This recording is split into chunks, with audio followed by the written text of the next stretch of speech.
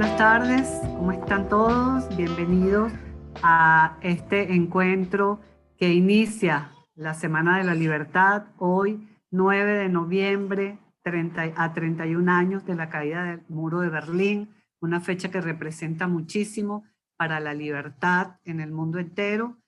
Mi nombre es Rocío Guijarro y quiero darles la más cordial bienvenida en nombre de Sedici Libertad a la presentación de nuestro libro, que fue la edición aniversaria 35, La experiencia liberal en Venezuela. Este libro, además, que recoge, ya lo explicarán mejor los expositores, 16 ensayos de estudiosos venezolanos, que va a dar pie, entonces, a un ciclo de coloquios que empezarán desde la semana que viene y ya informaremos de todo esto.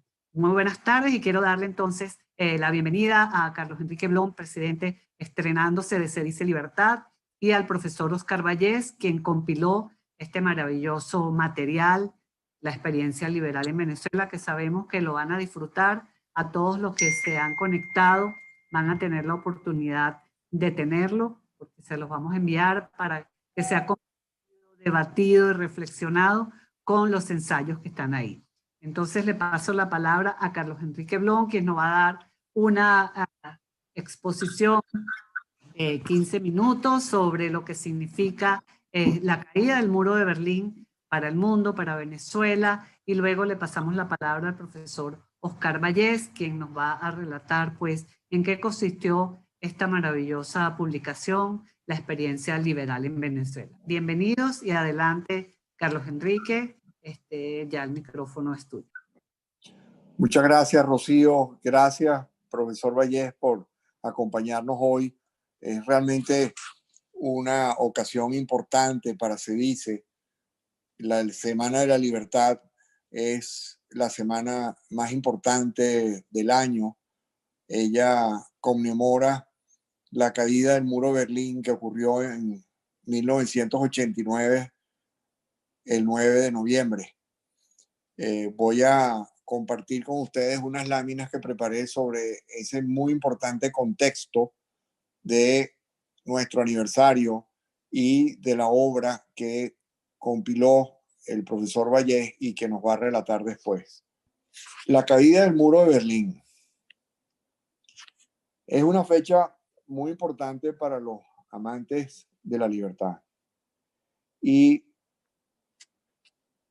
le he puesto la Guerra Fría del año 46, o sea, después de la Segunda Guerra Mundial, hasta 1989, que cae el muro de Berlín, como la base.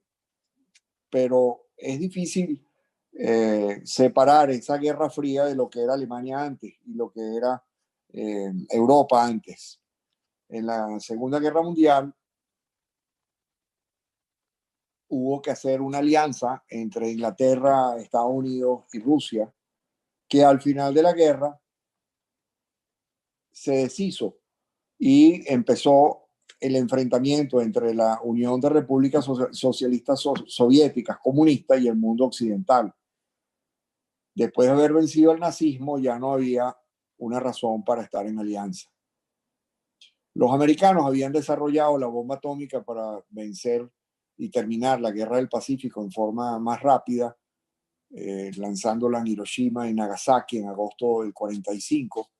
Esa ventaja que tenía Estados Unidos sobre la URSS, sobre Rusia, para llamarlo en forma la Unión Soviética, se desvanece en pocos años por espías, por el propio desarrollo científico de la Unión Soviética, y se establece entre ambas potencias una política de destrucción mutua asegurada, que el acrónimo en inglés es MAD, o sea, locura.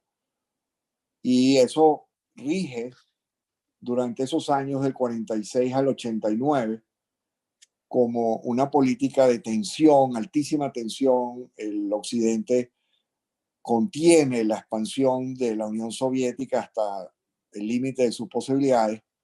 Los países de Europa Oriental, por acuerdo con Stalin, son controlados por la Unión Soviética a través de un pacto de Varsovia, y se impone el comunismo como sistema en cada uno de ellos. Y se crea la cortina de hierro. Alemania en particular es dividida entre Alemania Occidental, la BRD, y Alemania Oriental, la República Democrática Alemana. Y en 1961, después de muchos años de migraciones masivas de gente de Alemania Oriental hacia Alemania Occidental y también de otros países de Europa Oriental,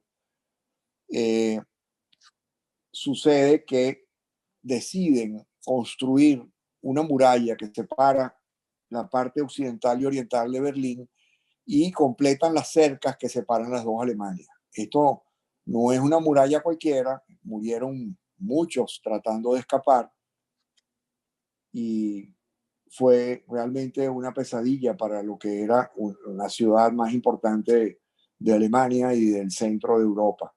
Y además Alemania, que quedó separada en dos. Hacia mediados y finales de 1989, podemos llamar ese año como el fin de la Guerra Fría. ¿Por qué se dio?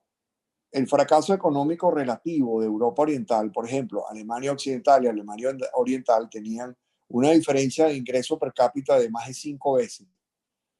Hoy en día esa discrepancia se ve entre Corea del Norte y Corea del Sur, pero existía hasta 1989 esa diferencia enorme que se hacía patente a través de transmisiones de televisión de un lado de Berlín al otro, y Alemania Occidental, después del milagro alemán de la liberación completa de los precios y de Ludwig Erhard como ministro de Economía y Konrad Adenauer como canciller, tuvo un crecimiento económico realmente extraordinario que continuó y ya en el año 89 era más patente que nunca. Y en esos años también había quedado claro ante la Unión Soviética que el Occidente iba a defender siempre a Berlín Occidental, como por ejemplo con el puente aéreo de 1948, que duró varios meses, y que fracasó la Unión Soviética en tratar de aislar a Berlín. Los intentos de universalizar la revolución comunista bolchevique de 1917, luego de haber vencido a los nazis en la Segunda Guerra, a través de guerras en Asia, por ejemplo, Corea, con la ayuda de China, que también se convirtió en comunista, Vietnam y África, con la ayuda de Cuba, llegan a un punto de no más progreso y hasta retroceso. Se pueden considerar como fracaso o retroceso la derrota del ejército ruso, de la Unión Soviética en Afganistán a través de los mujahedín, que usaron ayuda de los americanos con misiles portátiles, el retroceso de Polonia, que tuvo que, a través del esfuerzo de solidaridad y Lech Walesa, tuvieron que ir abriendo ese país poco a poco. Pero adentro de la Unión Soviética también estaban sucediendo cosas.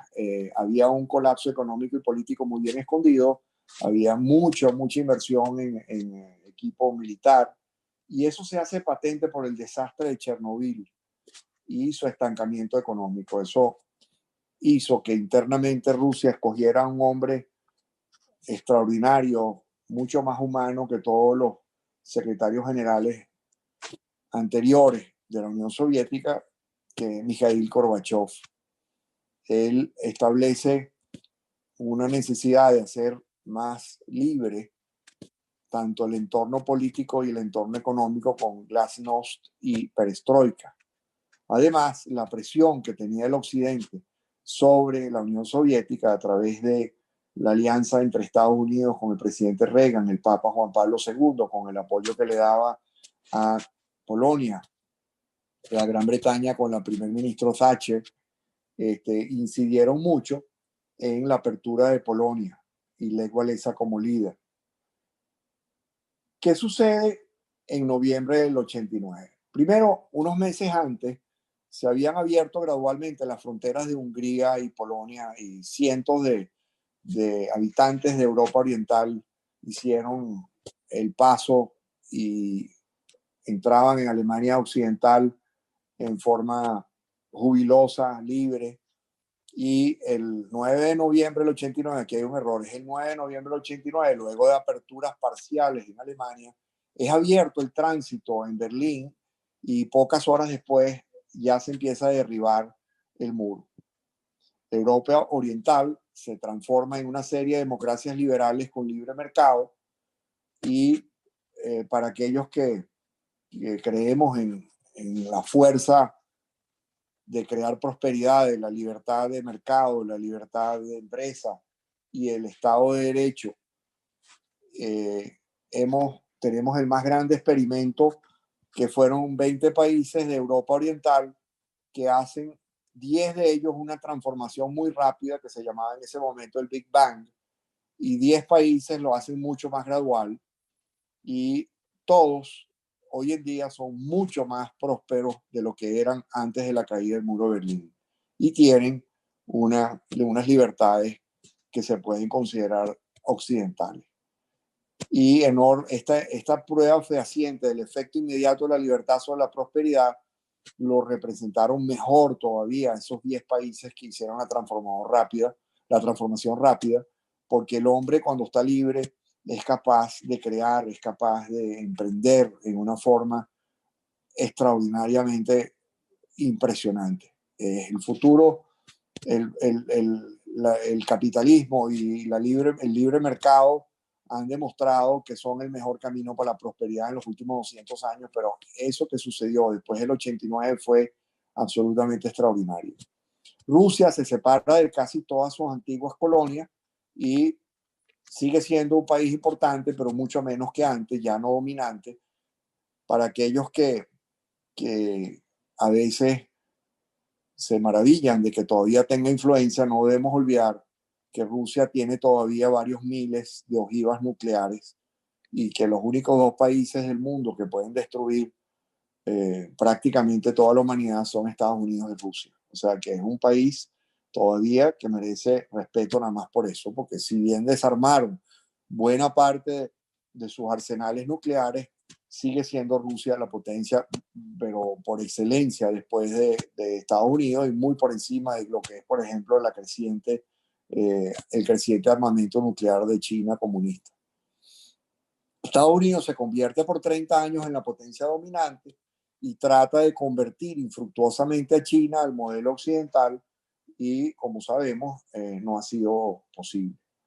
Entonces, este contexto en que se demuestra cómo países bajo el dominio de más de 30 años del comunismo y con pocas libertades son capaces, bajo un Estado de Derecho, bajo una apertura de mercado y con una seguridad y un entusiasmo de que sí se puede hacer un futuro diferente, cómo estos países hoy en día son considerados, algunos de ellos son parte de la Unión Europea, algunos son parte del euro y todos son muchísimo más prósperos de lo que eran. De hecho, aun cuando hay comparaciones importantes entre Alemania Oriental y Alemania Occidental, o sea, hay, por ejemplo, un documental en el Deutsche Welle donde se habla de la poca velocidad del Internet en Alemania Oriental comparado con, por ejemplo, países vecinos como Suiza. Sin embargo, en la comparación con lo que era Alemania Oriental antes de 1989 es dramática. En Alemania, en todo su territorio, hay una cierta prosperidad y hay ejercicio de la democracia, de ejercicio de las libertades políticas, de emprendimiento, hay una gran creatividad, hay arte, hay cultura. O sea, es otro país de lo que era antes cuando era oprimido pues por la Unión Soviética. Entonces, para mí, esta semana, y para todos se dice, es siempre muy importante y queremos compartir con ustedes el júbilo de, de, este, de este evento y que el profesor Valleja ahora va a relatarnos cómo compiló y cómo se creó lo que yo creo que es una obra extraordinaria, la experiencia del liberalismo en Venezuela. Personalmente no he leído los 16 ensayos, pero he leído ya voy por el séptimo y cada uno mejor que el otro. Así que, sin más, les dejo al profesor Vallés, a Rocío, que lo va a presentar, y gracias por estar con nosotros en esta semana tan importante para la libertad. Gracias. Muchísimas gracias, Carlos Enrique. Muy interesante el marco que hiciste de lo que fue ese momento tan dramático y tan importante para la libertad en el mundo. Bueno, me es muy grato entonces darle la bienvenida al profesor Oscar Vallés, quien es del Comité Académico de CEDICE, quien ha sido el responsable de este libro, La experiencia liberal en Venezuela, y que, bueno, el profesor Vallés no requiere mucha presentación porque es muy conocido por sus artículos y sus presentaciones. Es profesor de la Universidad Metropolitana y director del Centro de Estudios Políticos de esa universidad y colaborador en CEDICE en todo lo que le pidamos. Y de verdad es un placer que esté con nosotros y que haya hecho este maravilloso libro que de verdad, Carlos Enrique no lo dijo, pero está disfrutando las lecturas y nos está todo el tiempo diciendo, mira lo que dice este ensayo, mira. Así que prestos a leerlo y a escucharte, Oscar, porque sé que ha sido un trabajo arduo, pero interesantísimo lo que requiere la experiencia liberal en Venezuela. Bienvenido. Bueno, muchas gracias, Rocío, y muchas gracias también al presidente electo. Me complace mucho que Carlos Enrique haya asumido la presidencia de CEDICE. Eso augura una junta directiva que en adelante seguramente tendremos muy buenas noticias, muy buenos auspicios, y además está agradecerle aquí en público el entusiasmo y el compromiso que tuvo cuando por primera vez recibió la idea de hacer esta experiencia liberal en Venezuela, esta compilación, que gracias a los autores y a la buena disposición de tu gerencia, Rocío, y por supuesto también al equipo editorial que hizo un excelente trabajo, pudimos llevar a feliz término. Bueno, pero he preparado, hoy es el día de cuando se cumplen, como todo 9 de noviembre, conmemoramos el 31º aniversario de la caída del muro de Berlín. Y la gran lección que creo que esta caída del muro nos trae, una fecha como hoy nos trae, que es la gran lección, es que no hacen falta muros de hormigón para dividir a una nación, dividir a una sociedad, dividir a un pueblo. Tampoco hacen falta torretas de vigilancia, vallas metálicas, ni cercas de púas. Los venezolanos estamos igualmente divididos desde hace más de 20 años y nuestros muros están hechos con otros materiales igualmente difíciles de derrumbar. La revolución ha construido ese muro desde el primer día que llegó al poder y lo ha hecho con vidas apagadas o truncadas, con familias en duelo o separadas, patrimonios expoliados, esfuerzos perdidos, corazones extraviados, desesperanza y desesperación. De ellos, de los comunistas, no podemos esperar nada más. Hoy precisamente conmemoramos, para no olvidar, lo que son esos rojos muros de destrucción y de muerte. Pero si me permiten decirles que el muro más alto y pesado que nos divide no está entre ellos y nosotros. Desde fecha reciente, la oposición, o mejor dicho, la sociedad democrática, ha perdido la brújula en un torbellino que la consume por dentro, levantando muros también, pero hechos con el encono y el insulto, la acusación y la sospecha, el resentimiento y el rencor. ¿Qué nos divide? ¿Cuán profundo es? No sabría decirlo. Nuestra disputa no son porque profesamos religiones salvíficas, universales, pero antagónicas. Tampoco nos alientan conflictos étnicos o raciales entre nosotros. ¿Qué nos divide? Sigo sin saberlo. Compartimos los principios básicos de una democracia constitucional, el Estado de Derecho, división de poderes, subordinación del poder militar al poder civil, También compartimos el sufragio universal, directo y secreto, eso sí, mediante procedimientos equitativos, transparentes y justos. También compartimos la idea de un régimen plural y libre de partidos y organizaciones políticas. ¿Qué nos divide? Nada que tenga origen en nuestros derechos y garantías. De este lado de la acera, en el mundo democrático venezolano, compartimos profundamente el derecho a la protección igual a la ley, la libertad de opinión y de expresión, la libertad de pensamiento, conciencia y religión. También compartimos el respeto a la vida privada y familiar, a la propiedad y al patrimonio, a la sucesión y a la herencia. Entonces, ¿qué nos divide? Nada que sea realmente relevante para la restauración de la civilidad entre nosotros. Sin embargo, en la oposición, en la sociedad democrática, la virulencia verbal no cesa y la enemistad cívica crece.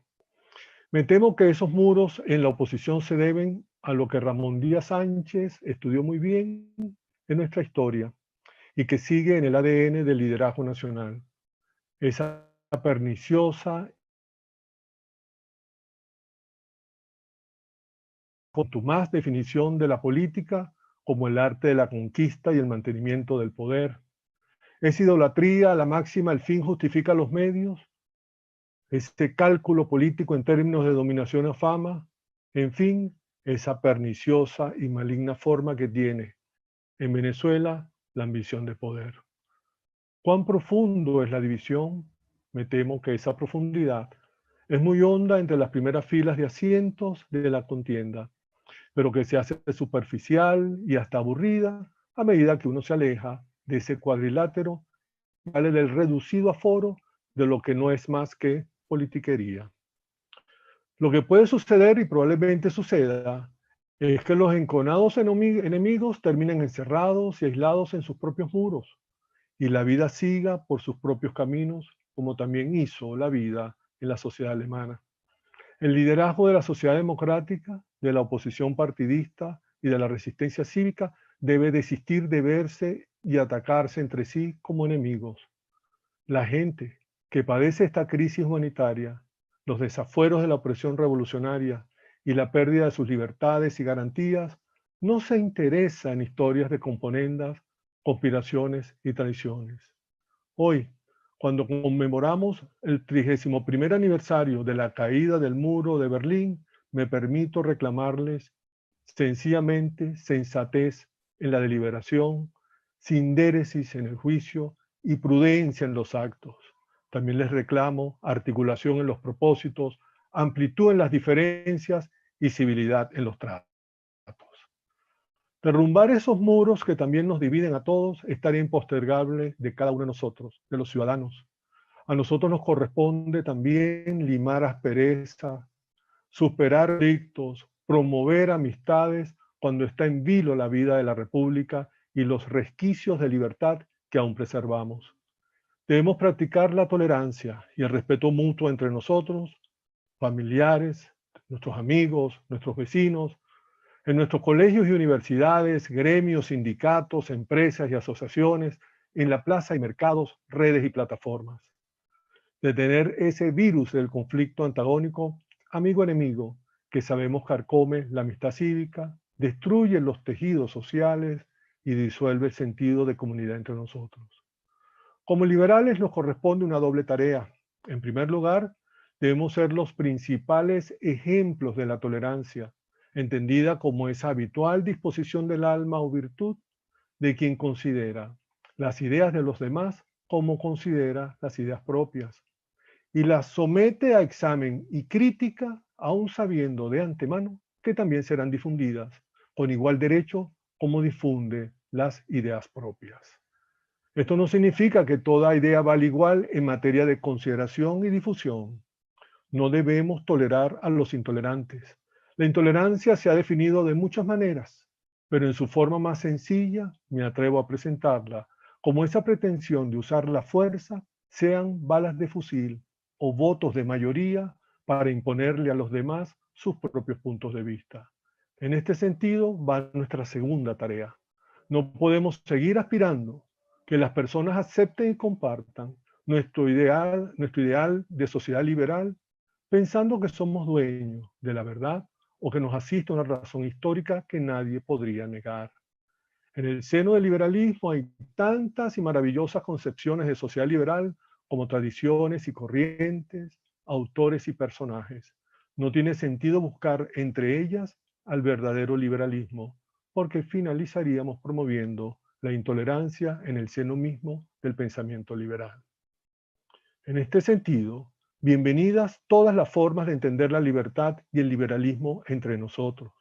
Los invito a iniciar un diálogo amplio, diverso, libre y plural sobre cómo interpretar y promover una sociedad liberal con este libro que hoy presentamos bajo el título La experiencia liberal en Venezuela, esperando que estimule el diálogo entre el liberalismo que existe y que espero que se mantenga entre nosotros. Iniciamos la compilación de ensayos con Luis Alfonso Herrera Orellana, que nos invita a encontrar esa posibilidad liberal en nuestras tradiciones hispánicas, con el propósito de recorrer un horizonte de significados que se entroniza en nuestros héroes civiles como Andrés Bello. Ese horizonte permitirá una mejor comprensión de nuestras libertades y limitaciones del poder público en franca superación de la teología bolivariana y la leyenda negra sobre la hispanidad. La semblanza de Rafael Arraiz Luca que nos ofrece en esta compilación nos muestra un caso ejemplar de lo señalado por Herrera Orellana en mi interpretación, cuando resulta inspirador para ahondar en los liberales del siglo XIX venezolano, esa precisamente vertiente hispánica del liberalismo que es tan cara entre nosotros y a veces no la podemos o sabemos valorar. En esa misma línea de volver sobre nuestros pasos del pasado, pero apuntando al futuro, se inscriben los trabajos de Gustavo Alfonso Bamonte, Jesús María Alvarado y Bernardo Herrera León. Los hitos de la Primera República independiente que destaca Bamonte se entretejen con la comprensión de los procesos históricos constitucionales e ideológicos que ofrecen Alvarado Andrade y Herrera León. En diálogo con autores primordiales del liberalismo moderno y contemporáneo, consideran desde sus perspectivas muy especiales una reformulación y vivaz, renovada del liberalismo que concibe la libertad política como primacía y condición de la posibilidad liberal en Venezuela. Prosiguen tres trabajos que a mi juicio son también medulares: los trabajos de Trino Márquez, Omar Astorga y Miguel Ángel Martínez Meucci. Se centran en las relaciones políticas que se fraguan en el surgimiento del Estado petrolero y sus efectos sobre la libertad. Trino Márquez analiza el origen y conformación de la mentalidad estatista del sistema de partidos políticos, como un factor clave de la cultura política venezolana del rentismo, que limita, cuando no impide estructuralmente, las opciones liberales en el país. Por su parte, con la mirada puesta también en la conformación de los partidos políticos entre el 35 y el 46 del siglo XX, Astorga devela las dificultades interpretativas para la comprensión de sus concepciones de libertad, para mostrarnos que el proyecto modernizador, patrocinado por el rentismo, redujo las posibilidades culturales de la libertad a lo específicamente político, dejando el terreno listo para la servidumbre. ¿Cómo concebir, por su parte, una ruptura radical con ese orden histórico, con esta concepción no solamente anclada en el rentismo, sino también con la posibilidad de elaborar un proyecto liberal con claras pretensiones de liderazgo y dirección política en Venezuela? Es la apuesta de Martínez Meucci. Un análisis autocrítico, deconstructivo, explora las posibilidades de concretar un proyecto específicamente político para una Venezuela post-totalitaria, como la define, desde un partido político que considera fundamentalmente necesario ser en el país, que no ve aún en el panorama para articular su promoción y realización del proyecto liberal. Le sigue un grupo de trabajos que acentúa aspectos sectoriales importantes de la experiencia liberal en Venezuela.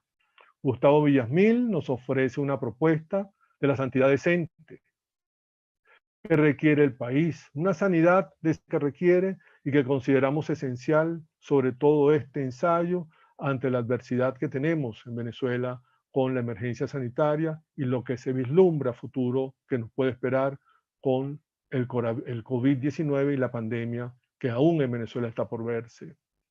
Concibe, digamos, de esta manera de sanidad decente, la concibe como un sistema sanitario competitivo, cuyas posibilidades podrían consolidarse en el país, pero que requieren de un liderazgo primordial para su efectividad, que es preciso convocar. Y no se refiere solamente al liderazgo político, sino fundamentalmente también al liderazgo del sector salud y de sanidad en Venezuela.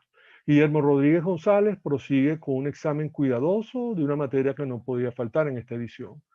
Analiza la relación siempre difícil y estimulante entre el petróleo, la libertad y la propiedad en Venezuela. Muestra las transiciones al socialismo en sus dos etapas y las exigencias que de un término que me llamó muchísimo la atención, las exigencias de un consenso cultural para una transición hacia el liberalismo muy compleja, pero evidentemente después de leerlo nos abriga la esperanza de que es muy posible. Andrea Rondón, por su parte, nos comenta en un sentido más íntimo cómo el derecho, la propiedad y la cultura se han enlazado en su propia experiencia liberal a través de su formación intelectual en Se dice Libertad, donde la voz de Andrea Rondón y los trabajos del equipo que dirige en sus trabajos de Contraloría con respecto a los aspectos medulares de los derechos de propiedad y el marco también de la libertad en general, como hace Andrea en nuestra institución, son realmente loables. Termina este grupo de trabajos con el estudio de Douglas Hill Contreras sobre una de las experiencias más libertarias que se ha realizado en la historia reciente del país, la desobediencia civil del 2014, conocida como La Salida. Desde una perspectiva muy comprometida con la concepción libertaria, realiza un examen de los fundamentos liberales orientados hacia el modelo inglés y hacia el modelo francés, para que en ese contraste entre ambas concepciones liberales examina las racionalidades políticas de cómo han favorecido en América Latina y en Venezuela el fortalecimiento de la perspectiva francesa del Estado sobre la sociedad civil y las libertades básicas de inspiración inglesa. Cerramos esta edición aniversaria con los ensayos que invitan a la discusión filosófica que esperamos siga su publicación. Argenis Pareles diserta sobre 3 principios fundamentales del espíritu liberal, con la generosa liberalidad y el rigor filosófico de una ética para la libertad que distingue a su filosofía, sobre la dignidad humana, la tolerancia y la justicia entre nosotros. Roberto Casanova nos ofrece una defensa al liberalismo que termina liberándolo de falsas creencias y acusaciones en el marco del debate contemporáneo. Propone los lineamientos del desafío político que debe abordar el liberalismo venezolano con una mirada propia, exento de entelequias. Prosigue el ensayo después desde la intimidad de Gladys E. Villarruel, pero esta vez de la mano de los clásicos liberales de mayor estudio en el país. Ofrece un recorrido por textos y experiencias que deja elementos para una discusión liberal que considero ineludibles. El texto de Villarruel realmente forma parte de una propuesta muy importante para la comprensión de cómo estos textos clásicos que han sido siempre parte de nuestro ideario, de nuestra forma de comprender el liberalismo en Venezuela, que constituye en buena medida sus referencias centrales en su artículo, muy bien vale la pena volver nuevamente sobre ellos. Finalizamos con Joan Peña Angulo, profesora de la Universidad de los Andes, y su ensayo sobre la rebelión del Atlas y la experiencia liberal en Venezuela. Un decantado comentario de esa extraordinaria obra de Ayn Rand, que la va comentando a medida que va examinando las circunstancias de esas 4 cláusulas del terrible decreto 10.289, para aquellos que conocen la obra, y sus sorprendentes paralelos históricos a medida que va evaluando cada una de estas cláusulas, sus paralelos históricos, decía, en la Venezuela bajo la dominación socialista y bajo el régimen de Maduro. Esta compilación de reflexiones y propuestas sobre la experiencia liberal en Venezuela, en este 35º aniversario de Se dice Libertad, libro que elaboramos y propusimos como libro que recogía este aniversario, como cada 5 años se dice, siempre realiza un evento, una publicación, digamos, que marca y recuerda cada quinquenio. Esa fue, digamos, la propuesta que trajimos en esta oportunidad. Sobre ese punto, digámoslo así, también queremos que este libro sea un homenaje a todos aquellos que fundaron y presidieron la organización Se Dice durante todo este tiempo. A su fundador, Oscar Schnell, quien sentó las bases medulares que aún sostienen la institución. Jesús Eduardo Rodríguez, presidente visionario de lo que hoy somos, y Aurelio Fernández Concheso, presidente entrañable a quien dedicamos el libro junto a nuestro Emeterio Gómez, que siempre lo recordaremos y estará siempre con nosotros como un alma pujante y como no los íconos fundamentales de cómo entender el liberalismo entre nosotros. Y finalmente, a Rafael Alfonso Hernández, que también le dedicamos esta edición aniversaria, quien ha presidido buena parte de estos 35 años, siendo el artífice de la inspiración que hoy nos hace ocupar un prestigioso lugar entre los think tanks de alta gama mundial. Agradecemos la entusiasta receptividad y respaldo del Consejo Directivo, la disposición y amabilidad de la gerencia general y de su equipo, y la valiosa contribución de los autores, que me complace mucho ver la mayoría de los autores que están conectados a esta presentación. Espero que haya sido lo más fiel posible y además lo más digno a sus escritos en la breve reseña que tuve que hacer por razones de tiempo y espacio. Pero ya tendremos oportunidad de conversar sobre cada uno de sus trabajos. En el ciclo que arrancamos la próxima semana, vamos a tener un ciclo lunes y miércoles, esta semana y la venidera, donde vamos a considerar y a conversar con ustedes, con la audiencia, con los autores también de estos textos fundamentales. Vamos a examinar las cuatro, digámoslo así, las cuatro áreas, los cuatro grupos o líneas de experiencias que hemos compilado en esta edición aniversaria. Tendremos la edición sobre la experiencia histórica, la experiencia liberal, que tendremos el próximo lunes, que los invitamos a todos, el lunes 16, creo que cae el próximo lunes. El miércoles tendremos la experiencia política, proseguiremos con la experiencia de sectores y de sociedad y finalizaremos con la experiencia doctrinal el próximo de arriba, el miércoles 28, creo que cae también. De tal manera que estarán siendo invitados por las redes sociales, estaremos, digamos, promoviendo estos 4 encuentros donde podremos ya examinar con mucho más detalle y tener la oportunidad de conversar con estos 16 autores que han formado parte de esta compilación. Por mi parte ha sido un verdadero placer haber prestado mis oficios para hacer esta compilación. Esta compilación que hicimos una convocatoria abierta para que todos pudieran poner sus respectivas experiencias. Agradezco muchísimo a la Junta Directiva de entonces, presidida por la señora Tiziana Polesel, quien le dio apertura e ingreso a todos los artículos en general. Compilamos y publicamos todos los recibidos, con lo cual tuvimos la suerte además que cada uno de los autores que prestó su nombre y su talento para hacer esta edición realmente nos hace muy orgullosos y nos honra que nos hayan acompañado. Bueno, Rocío, hasta aquí, digamos, lo que les traía como presentación. Muchísimas gracias, Oscar. De verdad, también quiero hacer un reconocimiento a ABB Diseño, a Carolina Arnal, quien fue la que diseñó y diagramó el libro, a Alberto Márquez y a todo el equipo por esta linda, de verdad, publicación. Me encanta cómo quedó y muy agradable a la lectura. Entonces, nos está preguntando Guillermo Veledo que cómo hace para tener el libro. Con mucho gusto se lo vamos a enviar para que lo tengan los estudiantes de la Universidad Metropolitana. Guillermo felicita a todos los autores de esta publicación. La tendrán porque la idea, como bien nuestro nombre lo dice, somos un centro de divulgación de las ideas de la libertad, así que este libro va a estar disponible para que todos lo puedan tener, discutirlo, compartirlo, debatirlo, porque es un intento precisamente para debatir esta posibilidad de tener, bueno, de que si hemos tenido o no una experiencia liberal en el país. Y bueno, y la batalla de las ideas se gana con ideas, y este es el momento de que esas ideas sean más debatidas que nunca. Por aquí tenemos una pregunta, Oscar, también para Carlos Enrique. Dice, el libro parece recoger el recorrido histórico del liberalismo en el país. Se oyen propuestas también, considerando la situación actual a nivel mundial. ¿Qué retos se plantean para el liberalismo?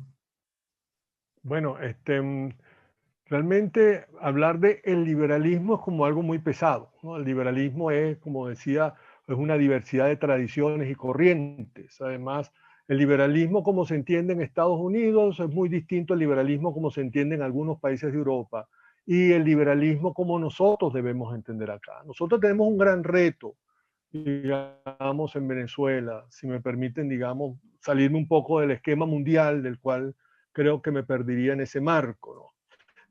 De hecho, el prólogo trata de mediar un poco acerca de las perspectivas que en algunos medios muy influyentes, como The Economist o The Guardian o algunos otros también de Atlantic han tratado de demoler el pensamiento liberal como algo que ya está en desuso o en desfase, ¿no? Pero sin embargo hay la aspiración de reformular el pensamiento liberal, porque el problema de fondo que tenemos es que la Europa de este tiempo, como ustedes lo podrán darse cuenta, la Europa de este tiempo y lo que acabamos de ver en los Estados Unidos hace énfasis fundamentalmente en entender que a veces la pérdida del sentido de lo que significa el compromiso de la democracia liberal con respecto al papel que juega en el marco de las sociedades civilizadas, cuando se deja, digamos, de pensarse la libertad y seguir promoviendo instituciones que la puedan preservar en el marco de las sociedades tan complejas, plurales, diversas, donde hay precisamente minorías muy políticamente digamos, muy estimuladas, muy activas, y también un multiculturalismo que está afectando enormemente los marcos de referencia. Bueno, el liberalismo tiene que pensarse nuevamente y pensarse bajo un marco de tolerancia, como decía, mucho más complejo y mucho más ambicioso.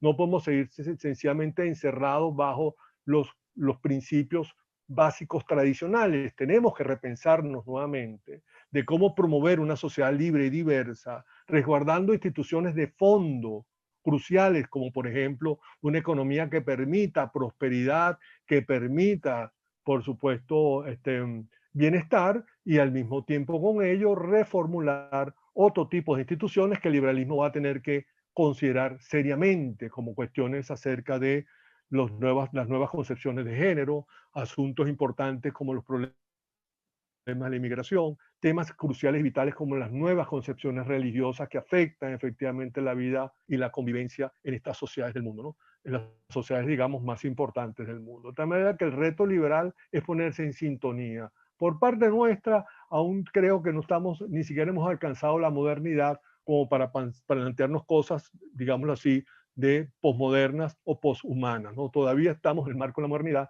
y en Venezuela todavía tenemos un gran reto fundamental, que es cómo efectivamente derrumbar estos grandes muros que nos dividen y tratar efectivamente de retejer no tanto el tejido social como a veces los sociólogos hablan de ello, sino retejer nuevamente los marcos de civilidad, el sentido mismo de los fundamentos éticos que hacen posible la convivencia pública y pacífica entre personas que comparten un mismo ideario y una misma concepción de lo que debe ser una sociedad justa. Creo que el liberalismo puede ser un gran avance en ese sentido, un gran aporte, y creo que Se dice Libertad podría ser uno de los tantos lugares donde esa discusión y esa proclividad a encontrar acuerdos y consensos en esta materia puede darse en los próximos tiempos por venir. Carlos Enrique, no sé si quieras agregar algo. Hay otras preguntas por aquí. Hemos tenido un par de experiencias de apertura económica en el 89-92 y después en el 95-96, con cierto éxito de crecimiento económico, pero que desafortunadamente en el caso de la primera no fue completa y por lo tanto no se creó ningún milagro económico, porque había todavía ciertos controles, precios, etcétera, y hubo también un gran rol del Estado en unos proyectos grandes que impidieron pues que hubiera una recuperación completa. En el 95-96 para mí no ha sido bien estudiado y tiene que ser estudiado la apertura con un precio del petróleo muy bajo y con una buena comunicación de lo que se iba a hacer, o sea, y que fue relativamente efectivo. Entonces, la caída del muro de Berlín nos da nosotros hicimos la primera apertura el mismo año, en el 89, pero no resultó. Y la caída del muro de Berlín muestra un caso perfecto de 10 países que abrieron de una vez con liberación completa y 10 países que lo hicieron en forma muy gradual, como abocan muchísimos economistas y futurólogos en la posible apertura que podamos tener. Y está clarísimo que mientras más rápido se le dé la libertad a los emprendedores, más rápido pueden crear prosperidad. Y eso es un ejemplo importante. Pero el profesor Vallés nos ha hablado, y lo dicen en algunos de los ensayos, que todo esto para que funcione, porque ahorita se está hablando mucho de que hay liberalización del cambio, de los precios, de las importaciones y que eso ayuda a la economía. Sí, pero faltan dos ingredientes muy importantes. El Estado de Derecho, que le dé seguridad a aquellos que hacen inversión, y la civilidad, la tolerancia, el liberalismo cultural de cada persona con respecto a su vecino, con respecto a su competidor, con respecto a la autoridad, etcétera, que tenemos que nosotros volver a tener. Y la hemos tenido, como lo dicen algunos de los ensayos, Santos Michelena, Juan Germán Rocio, José Antonio Páez, Sublet, José María Vargas. O sea, hemos tenido venezolanos liberales muy importantes y los que pusieron a funcionar las aperturas que yo mencioné. Pero bueno, eso por supuesto hay que seguirlo discutiendo. Hay que seguirlo. Hay dos preguntas para ir cerrando y que ustedes las contesten. Una es de Jairo Alfonso. ¿Por qué cree usted que a pesar del fracaso histórico del socialismo, en todas y cada uno de los casos en que se trató de implementar, sigue atrayendo a tantos? ¿Cuál es su atracción? ¿Podemos los amantes de la libertad aprender algo de los socialistas en la forma de promover nuestras ideas como ellos promueven las suyas? Anótenlo allí. Y la otra es de Alfonso Zabaleta. Buen amigo, Alfonso, ¿cómo estás? ¿Qué lecciones podemos aprender de los factores que impulsaron la caída del muro de Berlín que pueden ser aplicables al contexto actual? Bueno, con respecto a la primera pregunta, el socialismo, digamos, la doctrina socialista tiene una gran ventaja, no con respecto al liberalismo, sino en general con el resto de un buen número de doctrinas políticas, no solamente con el liberalismo, ¿no? En lo que se refiere al liberalismo como concepción moral, ¿no? Yo comparto mucho la tesis de Andrea Rondón, que sé que está por ahí oyéndonos, que el liberalismo es fundamentalmente una filosofía moral, ¿no? Que tiene sus expresiones en el campo, digamos, moralmente, en los campos de la economía, la política y otros campos en donde donde el liberalismo tiene expresión. Pero la ventaja que tiene el pensamiento socialista es que es un pensamiento sumamente sencillo. Si algo tiene el liberalismo es su sencillez. Y cuando me refiero que su sencillez es que, por eso es que a veces el pensamiento socialista pareciera como si fuese una especie de franquicia. Usted se va a Nicaragua y oye los líderes del partido en Nicaragua, más o menos va a haber una retórica muy semejante a la venezolana. Usted va a Bolivia, usted va a Ecuador, ve ahorita a la izquierda de Chile, habla con algunos peronistas en Argentina, es decir, hay más o menos como una especie de franquicia, y porque el pensamiento es muy sencillo, además un pensamiento que no solamente se caracteriza por la sencillez, sino que se caracteriza además por establecer siempre una causalidad que no está en el sujeto, es decir, la causa de todos los males que uno puede tener nunca está en el sujeto. El liberalismo un poquito, por ejemplo, si a usted le va muy mal, es posible que a usted le vaya mal porque hay otro que le va muy bien. Pero además al otro le va muy bien porque a usted le va mal. De tal manera que la razón por la cual a usted le va mal es que hay otro que le va muy bien. Entonces, eso es una cosa de una sencillez asombrosa, digámoslo así, me perdonan el sarcasmo, casi envidiable.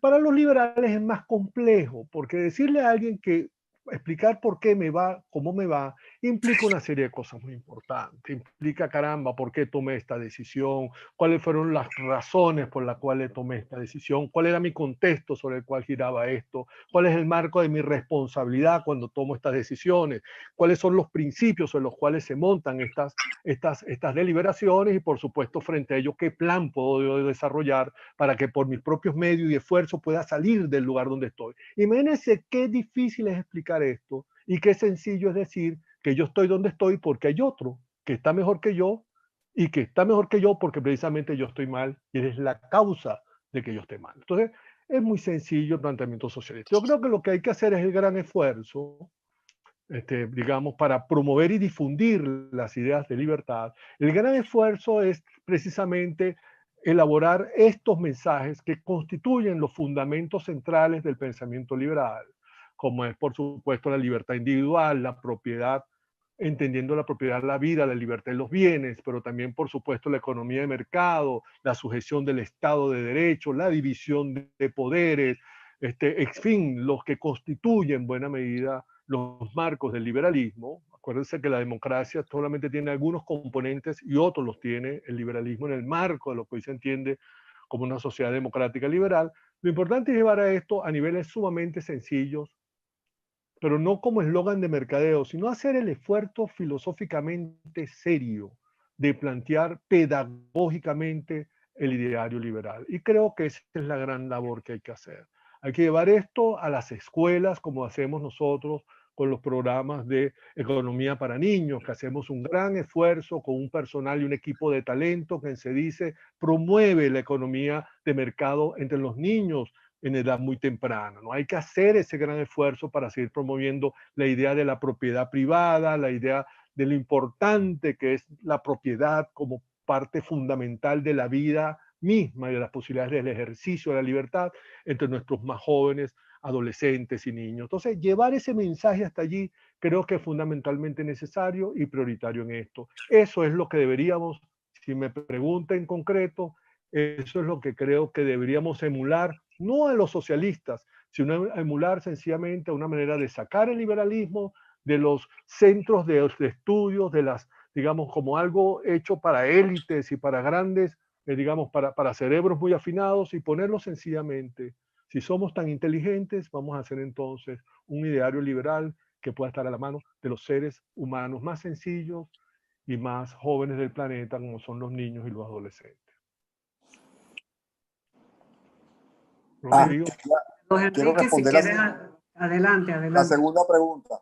Sí, la segunda pregunta, las lecciones que se pueden sacar de la caída del muro de Berlín que fuesen aplicables acá. Me parece una de las más importantes, la alianza internacional de presidente americano buscando la libertad, la primer ministro británica buscando la libertad, Thatcher y Reagan, de un papa que vio claramente lo importante que era la libertad para el individuo que había sufrido bajo el comunismo en Polonia y que quiso ayudar a su país, no solamente a su país, sino a través de la famosa encíclica Centésimo Annum, y un líder local como Lech Walesa en Polonia, que era absolutamente con gran coraje y una gran claridad de cómo buscar la libertad en su país. Pero hay un detalle muy importante, que es Mikhail Gorbachev, que a diferencia de los soviéticos que reprimieron en Alemania en el año 52-53, en Hungría en el año 56, en Checoslovaquia en el año 68, no sacó los tanques para reprimir este ansia de libertad de los países de Europa Oriental. Hubo uno solo que se resistió al cambio, porque la mayoría de los países, casi todos, 19, tuvieron un cambio pacífico. De hecho, un ejemplo, un parlamento checoslovaco comunista le eligió a Václav Havel a pesar de que era una persona completamente en contra del comunismo. O sea que hubo un salto a la talanquera de 100% de los diputados. Pero también hubo uno que no quiso hacer su cambio, que fue Ceausescu, y sabemos cómo terminó en Rumania. Entonces nosotros tenemos que ver que eso salió bien y salió pacífico porque había gente civilizada que representaba los deseos de países civilizados dentro de lo que puede haber sido una tolerancia y una humanidad que realmente salvó al mundo occidental y a la Unión Soviética de algo muchísimo más violento. Bueno, muchísimas gracias, Carlos Enrique Blon, Oscar Vallés, por esta estupenda presentación que inicia nuestra Semana de la Libertad, precisamente el día en que se conmemora la caída del muro. Van a tener todos los que se conectaron el libro, lo van a poder descargar de nuestra página web. Así tendrán la oportunidad de leer los ensayos y hacer las preguntas a los autores en estos 4 coloquios que vamos a tener a partir del lunes 16 a la misma hora, el miércoles 18, el lunes 23 y el miércoles 25, donde van a estar todos los autores que publicaron sus ensayos en este libro maravilloso, La experiencia liberal en Venezuela, y así podrán disfrutarlos, estos ensayos, y ver que sí, en Venezuela sí podremos tener en algún momento una sociedad libre, y de ciudadanos responsables. Lo que decía Carlos Enrique, de cómo se alinearon los astros en ese momento para tener estas personas que definitivamente fueron importantes para la caída de ese muro y para que se acabara pues la República Socialista Soviética. Esperemos que se vuelvan a alinear pronto para que en nuestros países también podamos tener líderes como esos que lograron la libertad en sus países. ¿Querías decir algo, Carlos Enrique? Sí, quería agregar a una de las preguntas que apareció después, que el socialismo tiene el ideal de la igualdad, de ayudar a la gente en necesidad, etc.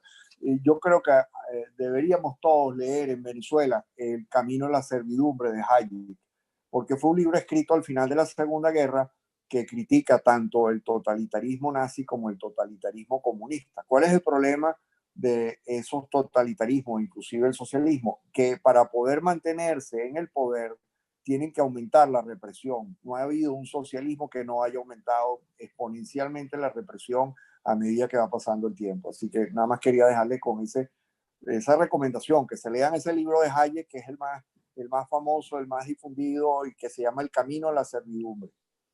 Así es. Gracias. Está disponible también para descargar, lo pueden descargar de la página de la librería Se Dice, porque es de libre descarga también. Entonces, muchísimas gracias a todos por conectarse y bueno, tenemos muchas actividades esta semana, así que no dejen de estar con nosotros participando con sus interesantes intervenciones. Hasta la próxima, hasta mañana, que tenemos el videoforo Puente de Espías, donde la profesora Andrea Rondón con Luis Bon y Sergio Monsalve, críticos de cine, van a estar hablando también de esta interesantísima película. Muchísimas gracias y nos vemos entonces mañana. Hasta luego.